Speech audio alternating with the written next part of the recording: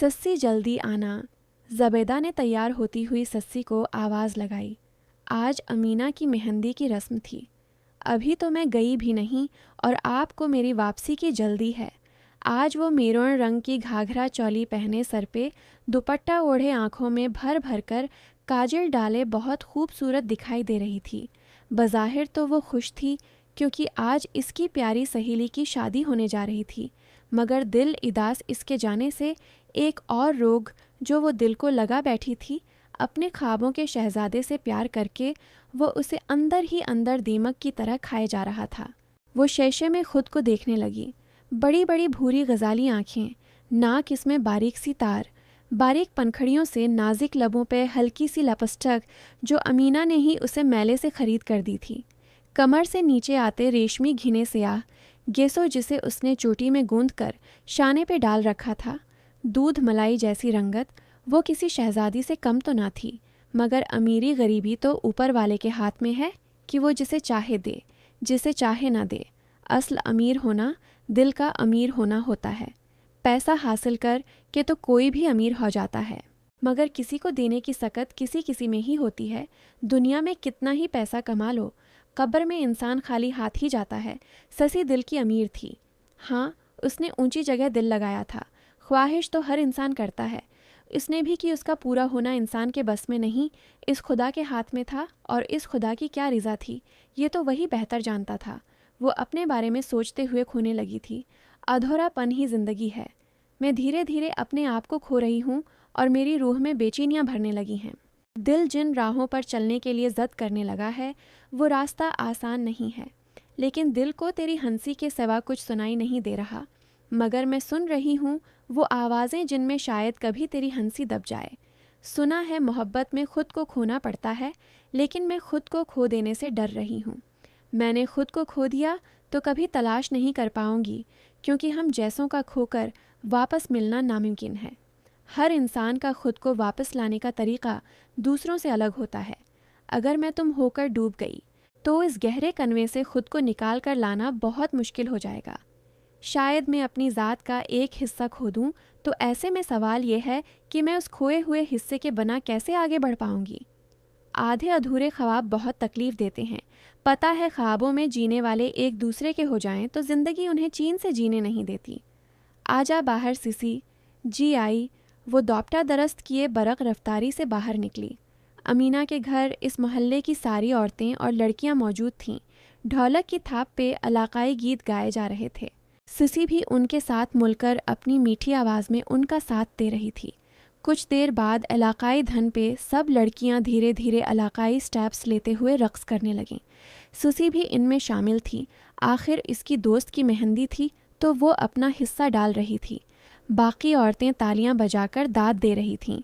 अमीना बहुत खुश दिखाई दे रही थी ससी को अपनी मेहंदी पर यूं रक्स करते देख। ये कुछ राशन और रकम बाबा ने भेजी है आपकी बेटी की शादी के लिए। सरदार, इसकी क्या ज़रूरत थी? अमीना के वालिद ने सरदार आतिश बलूच से कहा। ज़रूरत क्यों नहीं थी? बेटी की शादी में इन चीज़ों की ज़रूरत तो पड़ती है, और ये हमारा फ़र्ज़ है कि अपने इलाके के लोगों का ख्याल करें। आतिश बलूच ने इनके शाने पे हाथ रख कहा। बहुत शुक्रिया आपका छोटे सरदार। वो ममनून लहजे में बोला। आप आइए ना, अंदर कुछ चाय पानी पी लीजिए। उसने आतिश बलूच को अंदर आने की दावत दी। नहीं, उसकी ज़रूरत नहीं, अंदर औरतों की रस्म चल रही है, मैं क्या करूँगा? वो जाने के लिए मुड़ा। हमारे गरीब खाने में कदम रखने से इसके मना से बला अख्तियार निकला। उसने अपनी ज़बान दांतों तले दबाई। ऐसी बात बिल्कुल भी नहीं, हम सब इंसान बराबर हैं। जब अल्लाह ताली ने सब इंसानों को बराबरी का दर्जा दिया है तो हम कौन होते हैं फ़र्क करने वाले? चलिए, मैं आपके साथ चलता हूँ, और हाँ, अब तो मैं चाय पी कर ही जाऊँगा आपके घर से। वो खुश दिल्ली से मुस्कुराते हुए बोला। आइए आइए सरदार। इसने अंदर आने का रास्ता दिया तो आतिश बलूच अंदर दाखिल हुआ। सिसी जो रक्स के दौरान घूम रही थी, घूमते हुए अचानक पीछे से आते हुए आतिश बलूच के सीने से लगी, इससे पहले कि वो टकराने की वजह से अपना तवाज़ुन खोकर गिर जाती।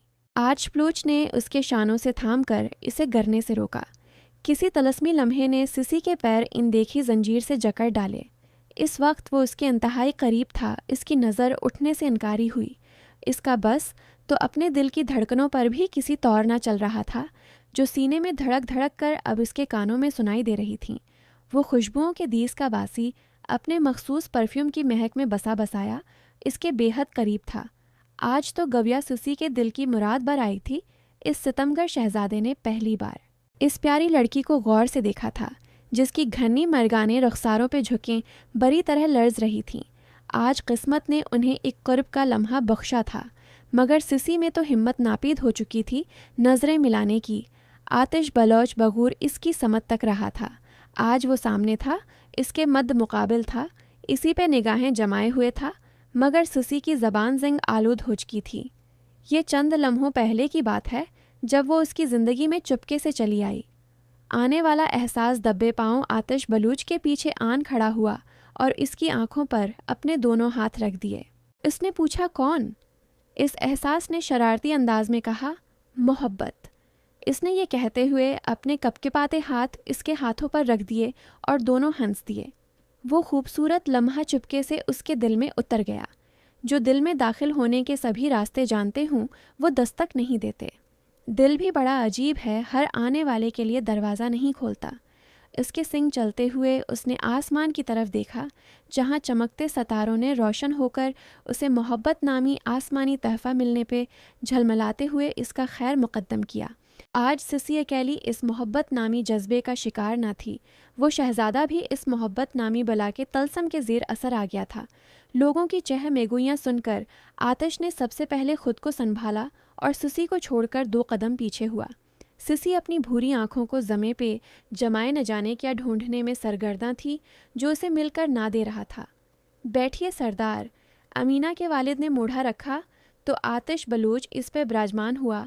सब औरतें और लड़कियां आलम इश्तियाक से इस खूबरो शहजादे को देखने लगें और आपस में सरगोशियों में इस पे तबसरे करने लगें। सिसी की हालत तो यूं थी जैसे वो अभी भी इस सितमगर के हिसार में मकीद थी। इसके हाथों का लम्स, इसकी मखसूस कलवन की महक उसे अभी भी अपनी सांसों में महसूस हो रही थी। इसे लगा आज इस लम्हे उसने अपनी सारी ज़िंदगी जी ली थी। लीजिए सरदार चाय। अमीना की वालदा ने इसके आगे चाय रखी। आतिश बलूच ने चाय का घूंट भरते हुए एक सिरसरी सी नज़र दूर कोने में दबकी बैठी सिसी पे डाली, जिसका बदन अभी भी उसे होले होले लरजता हुआ दिखाई दे रहा था। गोरे गालों पे कुछ लम्हात पहले की कार्रवाई की सरखी छाई हुई थी। वो मबहूत रह गया उसकी नाज़िक अदाओं पे। आज से पहले तो कभी उसने ऐसा महसूस नहीं किया था। तो क्या सिसी की दुआएं रंग ले आई थीं, जो आतिश बलूच को मोहब्बत के ऑक्टोपस ने खुद में जकड़ लिया था। चाय पीकर शुक्रिया अदा करते हुए वो जिस शान व अज़मत से चलता हुआ आया था, इसी वक़ार से वापस लौट गया। आज सारी रात सिसी सो न सकी, इसी के ख्यालों में खोई रही, जबकि दूसरी तरफ आतिश बलूच का हाल भी इससे कुछ मुख्तलिफ न था। वो आंखें बंद करता तो इसका सरखी माइल चेहरा दिखाई देता, आंखें खोलता तो उसकी बड़ी बड़ी भूरी भैगी शिकवा करती आंखें दिखाई देतीं। आज दोपहर में यारम बलूच और चाहत का वलीमा था। जर्श बलूच सुबह सवेरे ही शहर के लिए रवाना हो चुकी थीं, रस्म के मुताबिक चाहत के लिए ख़रीदारी करने। चाहत के सोकर उठने से पहले ही यारम बलूच कमरे से बाहर जा चुका था। ये लें चाह आपका खाना। ससी नाश्ते की ट्रे लेकर इसके कमरे में आई। ससी हवेली आई तो शाजिया ने इसके हाथ चाहत का नाश्ता भेज दिया, क्योंकि सरदार यारम ने कहा था कि उसका नाश्ता कुछ देर बाद कमरे में भेज दिया जाए। तुम आ जाइए, मुझे तुम्हें एक बात बतानी थी। चाहत ने ससी को सामने देखकर परजोश अंदाज में कहा। जी क्या बताना था? वो खड़े हुए बोली, आओ ना बैठो तो सही, फिर बताती हूँ। चाहत ने उसका हाथ पकड़कर उसे बस्तर पे बैठाना चाहा। चाह मैं ना जहाँ बैठ जाती हूँ। ससी ने ज़मीन पे बैठकर कहा, तुम्हें पता है मुझे ये पसंद नहीं, चलो उठो, यहाँ आओ। चाहत ने उसे ज़मीन पे बैठे देखा तो नागवारी से कहा, अच्छा आप बताएं तो क्या कहना चाहती थीं? वो ना आज वलीमा है, मम्मी ने कहा, और हाँ मेरी और मम्मी की ना दोस्ती हो गई है। चाहत ने हंसकर कहा, वैसे ये वलीमा किया होता है, मुझे ये पूछना था। वो तकिया गोद में रखकर हैरानी से पूछने लगी, वो ना वलीमे पे आप अच्छे अच्छे कपड़े पहनेंगी, अच्छा सा तैयार होंगी, सब आपको शादी के तोहफे देंगे। ससी को जो पता था इसने बता दिया। फिर? चाहत ने सवालिया नज़रों से उसे देखते हुए पूछा। उन कपड़ों में आपके सरदार आपकी तारीफ करें और क्या। वो मुस्कुरा कर बोली, वो तो मेरी तारीफ करते नहीं कभी। चाहत ने याद करने पे खुफगी से मुना फुलाकर कहा, चाह आप अच्छे अच्छे कपड़े पहने तभी वो तारीफ करेंगे ना। ऐसे कपड़े शायद उन्हें पसंद ना हों, तो फिर कैसे कपड़े पसंद होंगे। चाहत ने अपनी नीली आंखों को बड़ा किए पूछा, जैसे सब गांव की औरतें पहनती हैं घाघरा चोली। इसने अपने तय अंदाज़ा लगाया, हो वो ये मुझसे नहीं पहना जाएगा। मुझे तो जीन्स पहनने की आदत है और ज़्यादा से ज़्यादा स्कर्ट और शर्ट, चाहे ये भी घाघरे जैसा कुछ है। एक बार पहन कर तो देखें, उसने मशूरा दिया। मगर मेरे पास तो हैं ही नहीं ऐसे कपड़े, उसने मुतफक्किर लहजे में कहा। आप बड़ी सरदारनी जी से कहिएगा, वो ला देंगी। अच्छा ठीक है, तुम भी अच्छा सा तैयार होकर आना वलीमे पे। मैंने तो काम ही करने हैं, क्या फ़ायदा तैयार होने का। वैसे मैं रात को अपनी सहेली अमीना की मेहंदी पे खूब तैयार होकर गई थी, ससी ने बताया। तो फिर मैं भी तो तुम्हारी दोस्त हूँ, क्या मेरे लिए नहीं करोगी। इसने मन्ना बसूर कर कहा, जी ठीक है, ज़रूर होंगी। चलें आप नाश्ता कर लें, सरदार से मिलने कुछ लोग आए हैं, मैं ज़रा बाहर काम देख लूँ। सिसी कहती हुई बाहर निकल गई। चाहत ने काफ़ी देर यारम के कमरे में आने का इंतज़ार किया। आज तो जर्श ब्लोच का डर भी नहीं था, क्योंकि उनकी सुलह हो चुकी थी और दूसरा वो इस वक्त हवेली में भी नहीं थी। तभी चाहत बेधड़क होकर कमरे से बाहर निकली। वो स्कर्ट और शर्ट में मलबूस थी, आज तो शाल भी नहीं ली थी। इसने देखा यारम नीचे लावंज के सूफे पे बैठा था और सिगरेट पी रहा था। इसने उसे गौर से देखा। इसने यारम को पहली बार अमेरिका में सिगरेट पीते देखा था। वो तब हैरान रह गई थी कि मन्ना से कैसे गोल गोल धुआं निकल सकता है। इसने पहले तो कभी किसी को यूं करते नहीं देखा था। इसके दिल में खुद भी मुना से धुआं निकालने की ख्वाहिश जागी। वो बना सोचे समझे तेज़ी से सीढ़ियाँ फलांगते हुए नीचे आई। इनकल मुझे भी सिगरेट पहना है, वो उर्दू और मगरबी लहजा के मिलावटी अंदाज में बोली। 30 साला सरदार यारम, जो सफ़ेद खदर की शलवार कमीज़ में मलबूस सर पे अपनी ख़ानदानी दस्तार बांधे पूरे जाह व जलाल समेत हवेली के शाहाना सूफे पे विराजमान था। ज़मीन पे इसके गांव के ज़ायरीन बैठे थे। अपने सरदार की गोद में आकर बैठती 16 साला लड़की, जो मगरबी तर्ज का लिबास ज़ेब तन किए हुए थी, धप से आकर इसकी गोद में बैठते हुए बोली, आई स्वेयर, आप जब उसे पीकर जो धुआं उड़ाते हैं ना, मुझे बड़ा कूल लगता है वहाँ अमेरिका में। तो इससे पहले कि इसकी फराटे भरती ज़बान उसे सबके सामने मज़ीद शर्मिंदा करवाती, आप इंदर जाएं। वो बर्फीले तासरात सजाए कहरबार नज़रों से देखते हुए गराया। मगर मेरी बात तो उसने बोलना चाहा, बस इसकी भारी धाड़ गूंजी। सब ने नज़रें झुकाईं सिवाय चाहत के। यारम ने हाथ उठाकर उसे बोलने से रोका और कलाई से पकड़कर झटके से उसे अपनी गोद से उठाया। मैंने कहा जाएं। वो एक एक लफ्ज़ चबाकर बोला। उसने सरदार यारम की सरमई आंखों में लाहो छलकते देखा तो अपनी सांसें खशक होती हुई महसूस हुईं। इस कांच की गड़िया की चमकती हुई नीली आंखों में युक्लख्त नमी घलने लगी। वो नीचे बैठे हुए लोगों पे खुफगी भरी नज़र डालते हुए अल्टे कदम लिए वहाँ से भागती चली गई। इसके जाते ही सब लोग सरगोशियों में बात करने लगे। अरे ये तो सरदार की नई दुल्हन है ना, तो सरदार को इनकल क्यों कह रही थी। इन सरगोशियों में से एक सरगोशी सरदार यारम के कानों से मख्फी नहीं रह सकी। इसने तलमलाते हुए दानत पैसे कितनी बार उसे मना किया है इनकल बोलने से। वो मन्ना में बड़बड़ाया और तेज़ी से सीढ़ियाँ चढ़ती हुई चाहत की पश्त को देखा, जिस पे सुनहरी बालों की पूनी टील बल खा रही थी।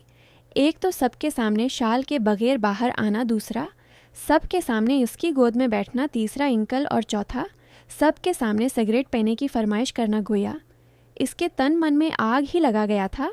वो अपना गुस्सा काबू ना कर सका, इसीलिए उसे सबके सामने डपट दिया था। आप सब दोपहर में मर्दान खाने में आ जाइएगा। सरदार यारम बलूच ने सपाट अंदाज में कहा तो सभी अपनी जगह से उठकर बाहर की तरफ बढ़ गए। आज उसे रवायती दुल्हनों का सा रूप देकर पूर सजा दिया गया था। ख़ानदानी भारी ज़्योरात का बोझ उठाना उसे दूभर हुआ जा रहा था। दीदा ज़ेब डिज़ाइन की माथा पट्टी, गलोबंद झमके, हाथों में कंगन चूड़ियों समेत अरक से लगाई गई अर्जेंट मेहंदी जो सूख कर इसकी सफ़ेद बाजुओं पे अजब झप दिखला रही थी। सर पे सरख जरतार आंचल शहर से जर्श बलूच एक माहिर ब्यूटिशन को साथ ले आई थी, जिसने अपने माहिर हाथों से चाहत के हुस्न को मज़ीद 4 चांद लगा दिए थे। सरख अरूसी लिबास में मलबूस सरख मेक अप में अपने 2 आदशाह रूप में गज़ब ढा रही थी। तैयार होने के बाद चाहत ने खुद को कमरे में मौजूद ड्रेसर के शीशे में देखा। हैरान रह गई। ये कैसा सिंगार किया था उसका कि वो खुद को पहचानने से इनकारी हो गई। वो साकत सी खड़ी थी। अभी कुछ देर पहले ब्यूटिशियन उसे तैयार किए कमरे से जा चुकी थी। चाहत ने हैरानगी से अपने गाल को छूकर देखा। वाकई ये मैं ही हूँ। तभी किसी ने कमरे का दरवाज़ा खोला और अंदर आया। चाहत ने पलटकर अंदर आने वाले को देखा। इसका दिल ज़ोरों से धड़कने लगा, ऐसे जैसे अभी सीने से निकलकर बाहर आ जाएगा। एक ऐसा एहसास था जिसे समझने से वो खुद भी कासिर थी। अंदर आने वाले ने साकित जाविया निगाह से उसे देखा। इसकी पलकें झपकने से इनकारी हुए। वो ठठक गया। इसके मावराई हुस्न को देखकर इसकी सादगी किया कम थी, जो आज वो केल कांटों से लेस होकर इसका इम्तिहान लेने पे तली हुई थी। इसका मरमरे नाजुक सरापा इसके वबाल जान बन गया।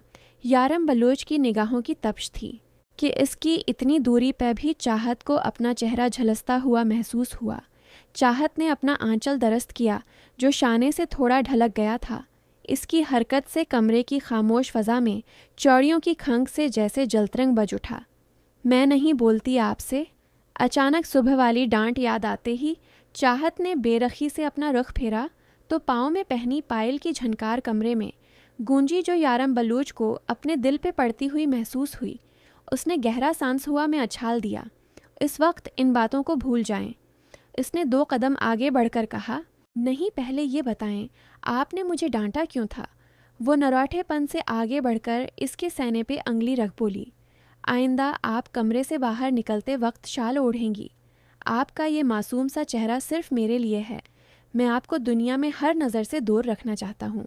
मैं नहीं चाहता कि कोई और आपको देखे। आपकी नज़र, आपकी वफ़ा पे सिर्फ मेरा हक़ है।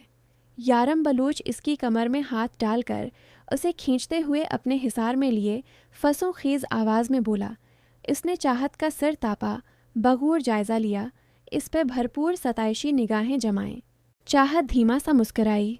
आपने मेरी तारीफ़ भी नहीं की, बताइए ना, मैं कैसी लग रही हूँ? इसने अपने नीले नीनों की पतलियाँ फैलाते हुए पूछा। बहुत दलक्ष, बिल्कुल अप्सरा। इसने साफ गॉय से काम लिया।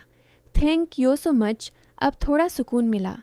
वो थोड़ा पीछे खसक कर बोली, आपको पता है, मैंने पहली बार ऐसी ज्वेलरी देखी है और पहनी भी। वो अपनी सराहीदार गर्दन में पहने गुलूबंद को छूकर बोली। इसे लग रहा था कि जैसे उसका सांस रख जाएगा, इतने हेवी गुलूबंद से।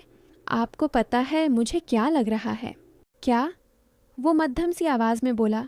नज़रें अभी भी इसी के सरापे का तवाफ़ कर रही थीं, जैसे मैं कोई ख्वाब देख रही हूँ और ये अभी टूट जाएगा। अगर आप चाहें तो ये ख्वाब कभी भी नहीं टूटेगा। हम मिलकर इस ख्वाब को हकीकत का रूप दे सकते हैं। वो इस बार संजीदगी से गवया हुआ। चाहत ने चौंक कर देखा, मगर इसे समझ नहीं आया कि वो क्या कह रहा था। वो जो हमेशा सादा सी रहती थी, आज इसके नाम का हार सिंगार किए अपने क़यामत खेज़ हुस्न से इसके जज्बात बढ़ा रही थी। वो अपने जज्बात पर काबू पाने में माहिर था। आज भी उसने अपने बहते हुए जज्बात पे काबू पा लिया और इसके नोखेज़ हुस्न से नज़रें चराते हुए फ़रेश होने वाशरूम की तरफ बढ़ गया। वो ड्रेसिंग रूम से तैयार होकर बाहर आया तो चाहत ने ठठक कर इसकी जानिब देखा। वो रवायती ड्रेस में तैयार हुए बहुत खूबरो लग रहा था। आप बहुत हैंडसम लग रहे हैं। चाहत ने उसे देखकर झट कहा। उसे यारम की तरह अपने जज्बात पे कंट्रोल जो नहीं था, कच्ची उम्र की पहली मोहब्बत यूं नहीं बचपने करवाती है। बहुत शुक्रिया। आए बाहर, सब हमारा इंतज़ार कर रहे होंगे। यारम बलूच ने अपनी कशादा हथेली इसकी तरफ बढ़ाई। चाहत ने आहस्तगी से इस पे अपना हाथ रख दिया। चाहत के वजूद में सनसनी सी दौड़ गई। यारम बलूच ने महसूस किया इसका हाथ पसीने से भीगने लगा था और होले होले लर्ज रहा था। क्या हुआ? उसने चाहत की आंखों में देखकर पूछा। बाहर सब होंगे, वो हमें ही देखेंगे। मुझे बहुत डर लग रहा है। अरे सब हमें देखने आए हैं तो हमें ही देखेंगे ना। एंड डोंट वरी में हूँ ना। इसने हल्की सी मुस्कुराहट अछाली। चाहत ने इसकी सरमई आंखों में नरमी का तासर देखा। उसको तसल्ली हुई। वो दोनों साथ साथ चलते हुए सीढ़ियाँ अतर कर नीचे आए तो सभी ने सताइशी नज़रों से उन्हें देखा। बड़ी सरदारनी जी, आपकी बहू तो चांद का टुकड़ा है। किसी औरत की तौसीफ़ी आवाज़ सुनकर जर्श बलूच ने मुस्कुराते हुए चाहत और यारम का सिदका उतारा। कितने महीने हो गए उनकी शादी को। बड़ी सरदारनी के खानदान वालों में से एक औरत ने पूछा। अभी 1 महीना भी नहीं हुआ पूरा। वो पलट कर बोलें, अच्छा चलो फिर ठीक है, मैं समझी मुना दिखाई के साथ गोद भराई भी करने वाली हो, एक ही दावत में 2-2 काम निपटाने लगी हो। इसने फेंकी सी मुस्कुराहट लिए कहा, मैं तुम्हारी तरह कंजूस नहीं यास्मीन। जर्श-प्लोच ने भी मुस्कुराते हुए बदला चुकाया। उसने अगर चबती हुई बात मीठी छरी की तरह की थी तो जर्श-प्लोच ने भी मुस्कुराते हुए तंज का तेर फेंका। सब लोगों ने आकर उन्हें तहाइफ और दुआएं दी। मर्दों के लिए मर्दान खाने में खाने का एहतमाम किया गया था। हाद और आतिश वहीं सब उमूर संभाल रहे थे। खाने से फरागत पाते ही सब लावंज में इकट्ठा हो गए, कुछ हला गला करने के लिए, क्योंकि इतने सालों बाद तो इस हवेली में खुशी का माहौल बना था। सब मुस्कुराहटें बिखेरते शादां व फरशां दिखाई दे रहे थे। लड़कियां हंसी ठठोलों में मगन थीं। औरतों ने अपनी अलग महफिल जमाई हुई थी। सरदार मुंशी साहब ने सरदार फलक बलोच के कान के पास आकर उन्हें सरगोशी नमा आवाज़ में मुखातब किया। हाँ बोलो। सरदार, आपने मुझे हुक्म दिया था कि सरदार दिलावर बलूच से आपकी मुलाकात का वक्त मुकर्रर कर लूं, तो मैंने रात को सरदार दिलावर बलूच को आपका पैगाम दे दिया था। पहले तो उसने इनकार कर दिया था, मगर अब फ़ोन पे कहा है कि गांव के बार्डर पे मिले जहां हमने लकीर खींची थी। ठीक है, तुम गाड़ी निकालो, मैं आ रहा हूँ। हाँ रकू, एक और बात। उन्होंने उसे रोक कर कहा। जी सरदार। मुंशी साहब ने झुककर पूछा। मेरी और दिलावर की मुलाकात का यारम हाद और आतिश में से किसी को पता नहीं चलना चाहिए। मैं नहीं चाहता मेरी और दिलावर की दुश्मनी की आंच मेरे बैठों पे आए। वो 2 टॉक अंदाज में बोले, जो हुक्म सरदार। वो मुअद्दब अंदाज में बोलकर बाहर की तरफ बढ़ गया। यारम, मुझे एक ज़रूरी काम याद आ गया, मैं बस थोड़ी देर तक वापस आता हूँ। वो यारम के शाने पे हाथ रखकर बोले, मगर बाबा साएं, इस वक्त कौन सा ज़रूरी काम है? इसने हैरानगी से इस्तफसार किया। तुम्हें नहीं पता, इस बारे में आकर तफसील से बताऊंगा, तुम अपनी दुल्हन पे ध्यान करो। उन्होंने मुस्कुराकर इसकी तोजा चाहिद पे दिलाई और ख़ुद तेज़ी से कदम उठाते हुए बाहर निकल गए। यारम बलूच ने चाहिद को देखा, जो ज़मीन पे बैठी सिसी को अपनी मेहंदी दिखा रही थी और इससे हंस हंस कर बातें कर रही थी। वो रवायती दुल्हनों की तरह बिल्कुल भी शर्माने वाला काम नहीं कर रही थी। लापरवाह सी खुलंडरी सी शौक और चंचल हुसैना, काश तुम हमेशा यूं नहीं मेरी नज़रों के सामने रहो और मुस्कुराती रहो। यारम की गहरी नज़रों ने उसका काफ़ी देर तक जायज़ा लिया। सिसी तो ने तो रात अमीना की मेहंदी पे कमाल गाने गाए, यहाँ भी कुछ सुना दे। एक औरत ने सिसी को देखकर कहा, तुझे गाना आता है? जर्श बलूच ने अचनभे से उसे देखते हुए पूछा। जी बस थोड़ा बहुत गा लेती हूँ। वो खजालत से सर झुकाए बोली। आतिश बलूच और हाथ बलूच भी यारम के साथ आकर बैठ गए।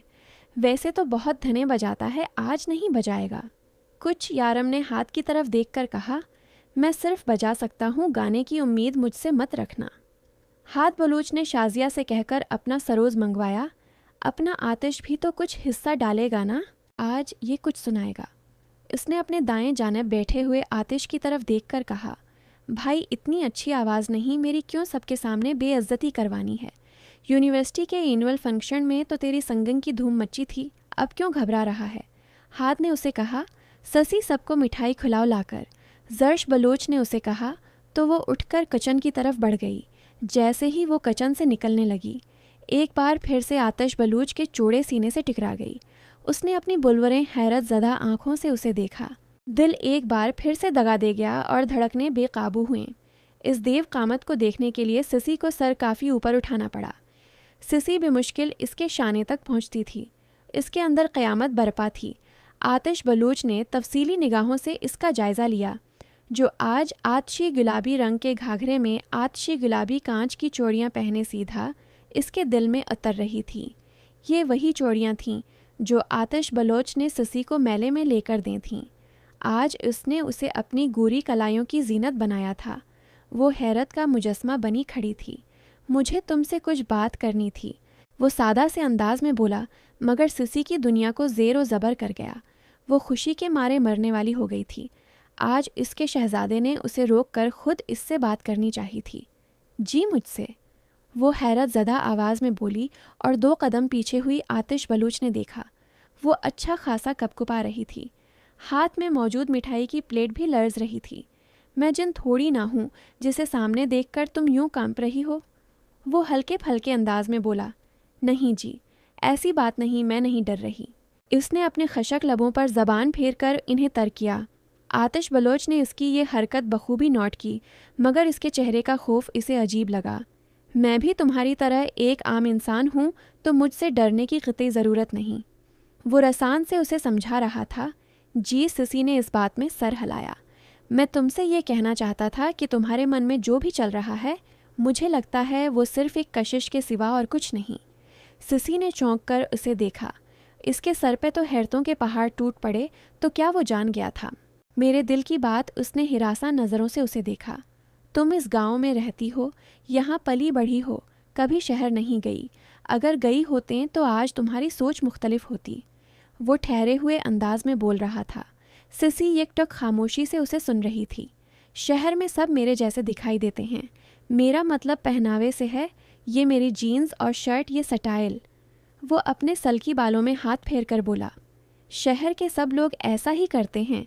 तुमने पहली बार किसी को अलग सा देखा तो तुम्हें अच्छा लगा, क्योंकि मैं तुम्हें सबसे अलग लगा। इसीलिए वहाँ देखो, मेरे दोनों भाइयों को वजाहत में वो मुझसे कम नहीं, मगर तुम्हारा दिल मुझ पे ही क्यों आया? सिर्फ उस पहनावे और स्टाइल की खासियत की वजह से। ये एक वक्ती जज्बा है जो गुजरते वक्त साथ ख़त्म हो जाएगा। वो अपने तय उसे समझा रहा था। मेरे सामने तो सारी दुनिया भी लाकर खड़ी कर देंगे न सरकार, तो मेरी नज़र सिर्फ आप पे ठहरेगी। मुझे इस दुनिया की भीड़ में आपके सिवा कुछ नज़र नहीं आता। पहली बार आपको देखते ही मेरा दिल आपके सिंग हो गया था। मैं मानती हूँ मैं आपके काबिल नहीं। आप मुझे रद्द करने का पूरा हक रखते हैं, मगर मेरे जज्बातों को वक्ती कशिश का नाम मत दीजिए। मैं मरूंगी, तभी आपकी मोहब्बत मेरे दिल से निकल सकेगी। वो सपाट अंदाज में कहते हुए मिठाई की प्लेट लिए एक तरफ से होकर बाहर निकल गई, जबकि आतिश बलूच इसके अल्फाज की गहराई में डूब चुका था। मेरे सामने तो सारी दुनिया भी लाकर खड़ी कर देंगे न सरकार, तो मेरी नज़र सिर्फ आप पे ठहरेगी। इसके कहे गए अल्फाज अभी तक उसके कानों में सुनाई दे रहे थे। वो भी उसके पीछे पीछे बाहर निकल आया। इसने सबके सामने मिठाई की प्लेट की तो सब ने एक एक टुकड़ा उठा लिया। सबको देते हुए आतिश बलूच, जो आकर यारम के साथ अपनी पहली वाली जगह बैठ चुका था, ससी ने इसके सामने प्लेट की तो मैं मीठा नहीं खाता कहकर रख दूसरी तरफ कर लिया, जबकि ससी इसके रवैये पे दिल महसूस कर रह गई। इसकी भूरी आंखों में यकलख्त नमी छलक आई। उसने आंखों में अमड़ आने वाले आंसुओं को पीछे धकेला। किसी के सामने आंखों में अमड़ आने वाले आंसुओं को पहना ही दुनिया का सबसे मुश्किल तरीन अम्र होता है। आतिश ने सरसरी सा उसे वापस देखा तो हैरान रह गया। इसकी ज़रा सी बेरखी भी वो बर्दाश्त नहीं कर सकी। तो क्या वो उसके इश्क में इतना आगे तक निकल आई थी? उसे ससी की खुद के लिए मोहब्बत देखकर नाज हुआ। ससी, अब सुनाओ भी कुछ। वो मिठाई सरों किए फारिग हुई तो किसी ने आवाज़ लगाई। हाथ बलूच ने अपने सरूज की तारों से नई धन छिड़ी तो ससी ने अपनी सरेली आवाज़ का जादू जगाया। रात यूं दिल में तेरी भूली हुई याद आई, जैसे वीराने में चुपके से बाहर आ जाए, जैसे सहराओं पे होले से चले बाद नसीम, जैसे बीमार को बेवजह करार आ जाए। आप बैठे हैं बालें पे मेरी मौत का जोर चलता नहीं, आप बैठे हैं बालें पे मेरी मौत, मुझको गवारा है, लेकिन क्या करूं, दम निकलता नहीं है। क्या करूं, दम निकलता नहीं है। सिसी आतिश बलूच की तरफ कुन अखियों से देखते हुए गंगनाई आतिश बलूच उठकर जर्श बलूच के पीछे जाकर खड़ा हुआ और अपनी आवाज़ का सुर बुखीर, ये अदा कि नज़ाकत ब्रासिल मेरा दिल तुम पे कुर्बान। लेकिन सिसी दीवार के साथ लगकर खड़ी हुई इसी को देख रही थी कि उसका दूपटा सर से ढलक कर शाने पे गिरा।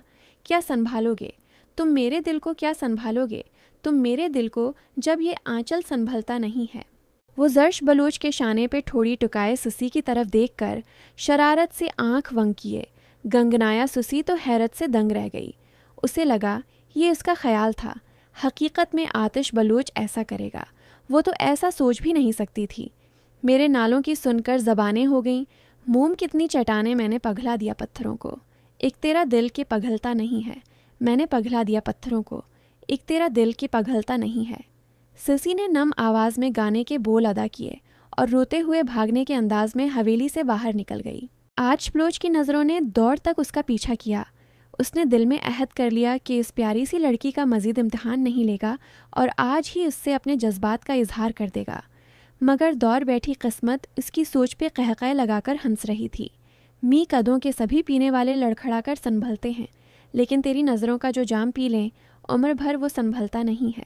इसकी नज़रों के सामने हादिया की दलक्ष आंखें लहराएं तो हाथ बलूच ने उसे याद करते हुए आंखें बंद किए। आखिरी फ़करा गंगनाया। अगला पार्ट इंशाअल्लाह कल अपलोड कर दिया जाएगा। अगर आज की एपिसोड आपको अच्छी लगी तो वीडियो को लाइक करें, दोस्तों के साथ शेयर करें और हमारे चैनल को सब्सक्राइब करें। शुक्रिया।